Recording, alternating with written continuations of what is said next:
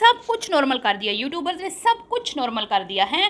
Wedding night बस अब रात को क्या होता है वही दिखाना बाकी रह गया जी, बाकी तो सब कुछ दिखा दिया है। दुल्हन ने नहा के बाल भी दिखा दिए, दूल्हे ने भी दिखा दिया कि वो किस कंडीशन में सोया हुआ है और उठा है और वो अब नहा धो के फ्रेश हो गया है। तो मतलब कि अब 1-1.5 साल में आपको कुछ ऐसी चीज़ें देखने को मिलेंगी जो इन्होंने दिखा दी हैं, इससे मतलब कुछ हट के देखने को मिलेगा। अब आप समझ जाएंगे मैं क्या कह रही हूँ, क्योंकि ये तो अब इन्होंने दिखा दिया ना, अब आने वालों ने तो कुछ और दिखाना है। वो कहेंगे भाई ये चीज़ें तो हमारे बड़ों ने दिखा दी हैं जो हमारे सीनियर हैं। तो हमने वीडियो को इंटरेस्टिंग बनाने के लिए, एंटरटेनिंग बनाने के लिए, लोगों को मज़ीद कुछ और चटपटा दिखाना है, तो फिर आप समझ जाएँ कि आपने क्या क्या देखना है। और मुझे ऐसे लगता है दिखाने वालों से ज़्यादा कसूर है देखने वालों का। आप लोग ये देखते हैं तो इसलिए वो ये चीज़ें दिखाते हैं और हर चीज़ नॉर्मल होती जा रही है। प्राइवेसी की धज्जियाँ उड़ाई जा रही हैं। अभी कुछ अर्सा पहले इकरा कंवल ने गीले बाल दिखाए थे, आज मरीम ने भी दिखा दिए, उसमें इसमें कोई फ़र्क नहीं है। अगर उस पर क्रिटिसाइज़ हो सकता है, उस पर वीडियोज़ बन सकती हैं, तो मरीम भी कोई दूध की धुली नहीं है, ठीक है।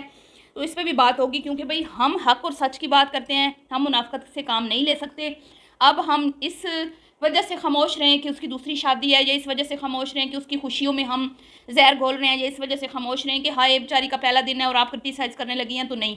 ये चीज़ें इनको खुद सोचनी चाहिए अपना कंटेंट शेयर करने से पहले, ठीक है। हम मुनाफिकत से काम नहीं ले सकते, हमने जो सच है आपके सामने वो ही रखना है, ठीक है। इनके कंटेंट के ऊपर ही हमने तज्जिया करना है, और जो हमें गलत चीज़ें नज़र आई हैं उस पर भी बात करनी है, और जो पॉजिटिव चीज़ें नज़र आई हैं उस पर भी बात करनी है। तो इस पर बात करेंगे। उसके बाद जी जहरीली नंदे, मैं कहती हूँ मुनाफिक बहनें, और इस पर बात करेंगे मोमना को कैसे आसमानों पे चढ़ा के ज़मीन पे गिराया आशा ने, उस पर बात करेंगे। और चाची और क्या कहते हैं वो उसकी, अब मैं क्या कहूँ, जो होती है भतीजी, चाची की भतीजी की जोड़ी, आशा की ज़ुबान फिसल गई, आशा के मुंह से सच निकल गया। लेकिन वो जो बात है कंप्लीट नहीं होने दी, मुकम्मल नहीं होने दी आमना मैडम ने। जैसे ही आशा ने कहा कि मेरी चाची के साथ ऐसी दोस्ती है जैसे इनकी जो भतीजी है अनमोल, उसकी उसकी तक पहुंची, और आगे ज़ुबान बंद। ज़ुबान किसने बंद करवाई, आंखें किसने निकाली, आशा को खामोश किसने करवाया, इस पर भी बात करेंगे। वीडियो को बिल्कुल भी आपने स्किप नहीं करना है, चैनल को करना है सब्सक्राइब, वीडियो को करना है लाइक और शेयर। अस्सलाम वालेकुम जी, कैसे हैं आप सब? उम्मीद है कि सब ठीक होंगे और अपनी फैमिलीज़ के साथ सेफ होंगे। अल्हम्दुलिल्लाह मैं भी बिल्कुल ठीक हूँ। आप सबकी दुआ और सपोर्ट का बहुत बहुत शुक्रिया। सबसे पहले तो मैं मरियम पे बात करूँगी जी। मैं बहुत खुश हूँ, मरियम ने शादी का डिसीजन लिया। मैं बहुत खुश हूँ, उसके ससुराल वाले बहुत अच्छे हैं। मैं बहुत खुश हूँ, उसकी अपने हस्बैंड के साथ अंडरस्टैंडिंग है। और मैं बहुत खुश थी कल तक कि भले उनका घर छोटा है लेकिन वो दिल के बहुत बड़े हैं, ठीक है। भले उनके मोहल्ला है, वो अपने, क्योंकि ये भी पहले मोहल्ले में रहते थे और मोहल्ले में रहना भी कोई ऐसा नहीं है, ठीक है। बल्कि मैं तो कहती हूँ जो मोहल्लेदार होते हैं ना, वहाँ वो लोग ज़्यादा अच्छे होते हैं। आजकल जिस तरह के टाउन बन चुके हैं उसमें तो पता ही नहीं होता पड़ोस में कौन किस तरह रह रहा है। बेचारे लोग अंदर ही परेशान हाल पड़े होते हैं, कोई दुख सुख बांटने वाला भी नहीं होता। लेकिन मोहल्लादारी ऐसी होती है कि अगर आपके घर में कोई सुख है दुख है, आपके मोहल्ले वाले आपके साथ खड़े होते हैं।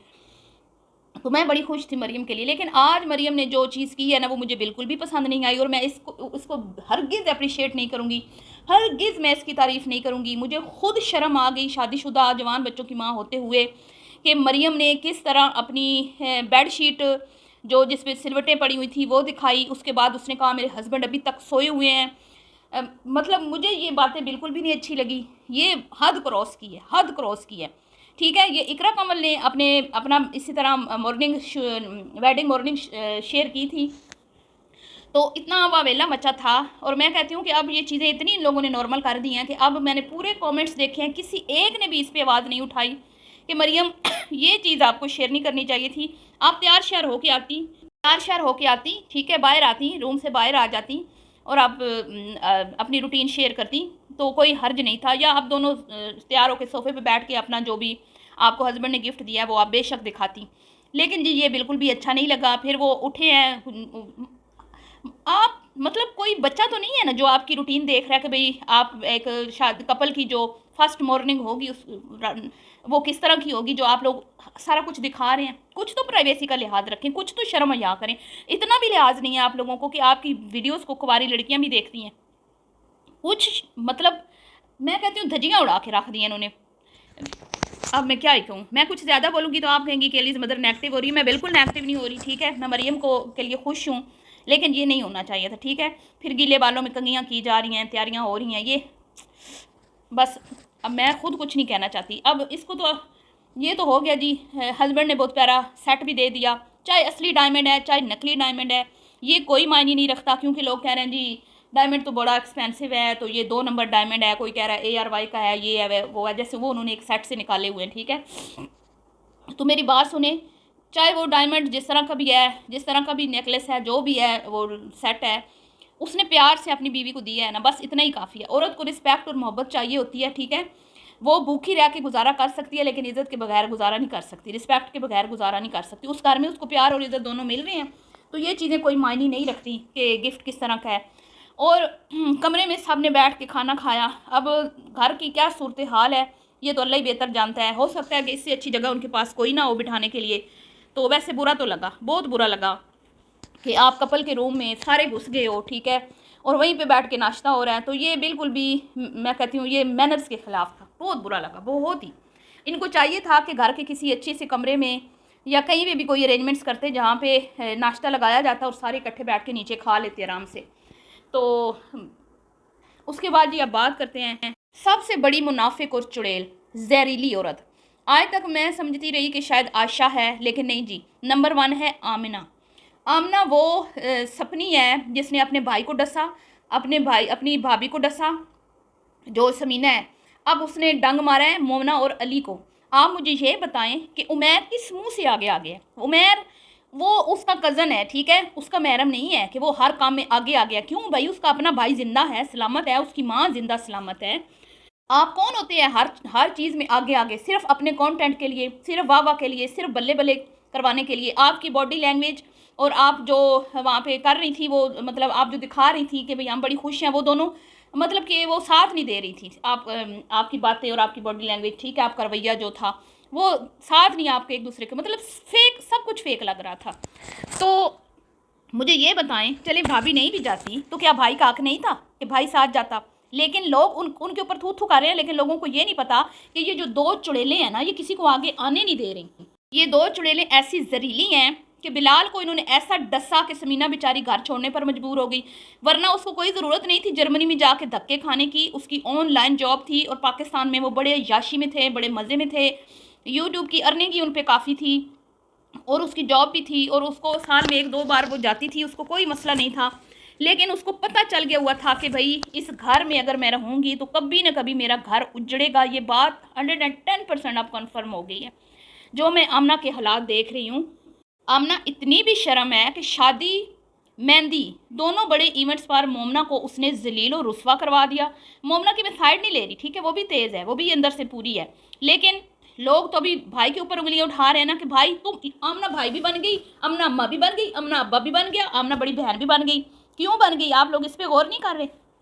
वो दूसरों को नीचा दिखाने के लिए, दूसरों को लोगों की नज़रों में गिराने के लिए सब कुछ कर सकती है। ये वो सपनी है, ये वो मुनाफिक औरत है कि जब बिलाल जर्मनी जा रहा था और वो चाहता था कि मैं अपनी फैमिली से की परमिशन से जाऊं, हालात बिल्कुल सेट थे, अली को उसने घर भी लेके दे दिया, घर रेंट आउट भी कर दिया, अली को घर में रोक भी लिया कि भाई मेरे गैर मौजूदगी में आप घर में रहोगे, और आमना को कहा कि मैं तुम्हारा चैनल तुम्हारे हैंड ओवर कर दूंगा और फाइनली हम एक वीडियो बनाएंगे। और वो वीडियो भी इस मुनाफिक औरत ने बनाई, ठीक है। उनकी वीडियो में सब ने इसकी तारीफ़ें की, सब ने इसकी तारीफ़ों के पुल बांधे, इसने अपना मतलब निकलवा लिया और इसने अपने चैनल पे जो वीडियो लगाई उसमें इसने अपने भाई और अपनी भाभी को गंदा तरीन बना के पेश किया और इसने मगरमच्छ के आंसू बहा के लोगों की हमदर्दियाँ बटोरी। उस टाइम मैं भी रोई थी जब इसने कहा था अम्मी के घर लास्ट वीडियो कुकिंग की, तो मैं भी रोई थी कि किस तरह एक बेटी का अपने माँ बाप के घर में लास्ट डे हो सकता है, ठीक है। लेकिन अब मुझे समझ आ रही है कि ये बड़ी ही दोगली औरत है, लेकिन जिनकी नीयतें ख़राब होती हैं ना वो कभी भी कामयाब नहीं होते दुनिया में। ये जो ज़ाहिरी कामयाबी है ना, ये दुनियावी कामयाबी जो इनको नज़र आ रही है, ये रियल कामयाबी नहीं होती, ठीक है ना।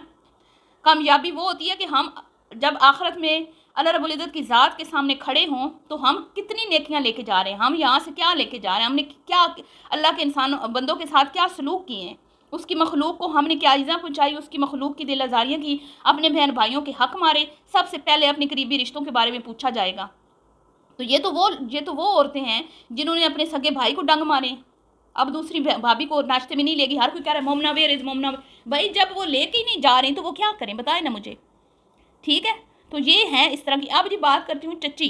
जैसे ही वो चची को मिली है आयशा मैडम, तो फ़ौरन से उसने कहा कि भाई इसका चची का ना बचपन से बड़ा प्यार है आयशा के साथ और इनकी जोड़ी बड़ी हिट है और ये बड़ा एक दूसरे से प्यार करती हैं। तो फ़ौरन से आयशा की मुंह से ना एक सच निकला कि जैसे अनमोल और के बाद उसकी हिम्मत नहीं हुई कि भाई वो आगे समीना का नाम लगा दे, क्योंकि समीना अनमोल से बहुत ज़्यादा प्यार करती थी और ये सबको पता है। और बस लेकिन नहीं जी, आखिर क्यों, क्या कसूर क्या है समीना का। मैं समीना की साइड नहीं ले रही ना, मुझे कोई वो अच्छी लगती है, ठीक है, लेकिन मुझे समझ नहीं आती कि अगर वो तुम्हारा भाई तो उसने उसके साथ शादी कर ली है तो इसमें उसका क्या गुनाह है। वो कोई भाग के आई थी, ब्याह के नहीं तुम लोग लाई थी, इसी तरह नहीं ब्याह के लाई थी जैसे अब वो मरियम को ब्याह के लेके गए हैं। सिर्फ ये कि भाई हमारा भाई छीन लिया, हमारे भाई पे जो हमारी हुक्मरानी थी वो ख़त्म हो गई, हमारा भाई सब कुछ हमारे लिए करता था, अब वो अपनी बीवी बच्चों के लिए करता है, ठीक है। और ये खुद इसने बोला है अपनी वीडियो में, कल की वीडियो में आयशा ने, जब इसकी अम्मी इमोशनल हुई, आयशा की वीडियो में आप देख लें, इसने, इनकी अम्मी ने कहा कि मैं अपने बेटे को बहुत ज़्यादा मिस कर रही थी, तो इसने कहा हाँ लाइव में तो था, क्या होगा फिर, बात तो हुई है। तो अम्मी कहती है बेशक बात हुई है, वो लाइव भी था, लेकिन मैं बहुत ज़्यादा उसको मिस कर रही थी कि मेरे सारे बच्चे मेरी नज़रों के सामने हैं और मेरा बिलाल नहीं है। तो ये इतनी मुनाफिक औरत है, मैं कहती हूँ इतनी मुनाफिक औरत है। माँ की इसने बात काट दी और इसने फिर कहा हाँ आप फिर मिस भी कर रही होंगी ना, सारा कुछ तो पहले बिलाल ही करता था, सारा कुछ बिलाल करता था, ठीक है ना। ये आमना मैडम कोई चीज़ नहीं है, अली को तो बेचारे को ये आगे ही नहीं आने देती, मोमना बेचारी को तो ये जूते की नोक पे रखती हैं। तो इस घर की सारी जिम्मेदारियां ये जो बेटा बनी फिर रही है ना, पहले किधर थी ये, हैं। छोटे से घर से उठा के बैरियर टाउन में लाने वाला कौन है इनको, इसकी शादी धूमधाम से करने वाला कौन है, मरियम की पहली शादी करने वाला कौन है, अली भाई का साथ देने वाला कौन है, ठीक है। तो ये लालची लोग हैं, ये मुनाफिक लोग हैं और इनके अंदर इनकी नीयतें खोटी हैं, इनके दिल साफ़ नहीं हैं, ठीक है। ये अपनी भाभी का नाम तक नहीं ले सकती, ये ऐसी मुनाफिक औरतें हैं, इनकी ज़ुबान सड़ती है। इनको लगता है कि समीना का नाम हमने ले लिया तो पता नहीं हम क्या गुनाह कर बैठेंगी, ठीक है।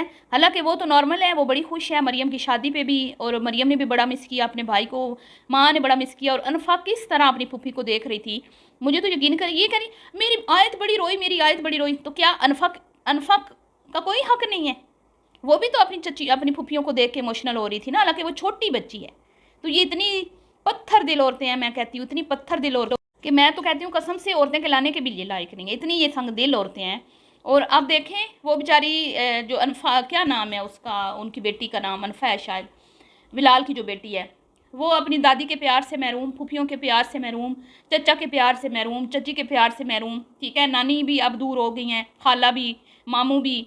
इन जालिम औरतों ने उन बेचारों के साथ क्या किया कि वो इस मुल्क छोड़ने पे मजबूर हो गए हैं, क्योंकि जो कुछ इस घर में होता रहा, जब इनके अबू की डेथ हुई किसी से वो बात ढकी छुपी नहीं है। और बिलाल और समीना को पता था कि अगर हम यहाँ पे रहे ये तमाशे, ये चिक चिक, ये ख़त्म नहीं होंगे, इसलिए वो दूर चले गए।